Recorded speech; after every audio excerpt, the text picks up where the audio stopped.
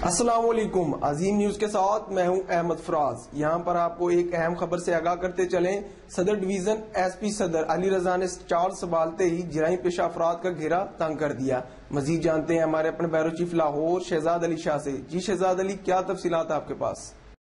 جی بالکل، S P صدر division Ali Raza نے چارج سنبھالتے ہی جرائم پیشہ عناصر کے خلاف متحرک ہو گئے ہیں۔ صدر ڈویژن پولیس نے اسٹریٹ کرائم، ڈکیتی، رازدانی، منشیات فروشی، قمار بازی اور دیگر جرائم میں ملوث 962 ملزمان کو گرفتار بھی کر لیا ہے۔ ملزمان کے قبضہ سے 779 پسٹل، 46 رائفلز، 10 کلیشنکوف، 48 بندوقیں، 11 خنجر، 1 کاربین اور 6000 سے زیادہ گولیاں بھی برآمد کر لی ہیں۔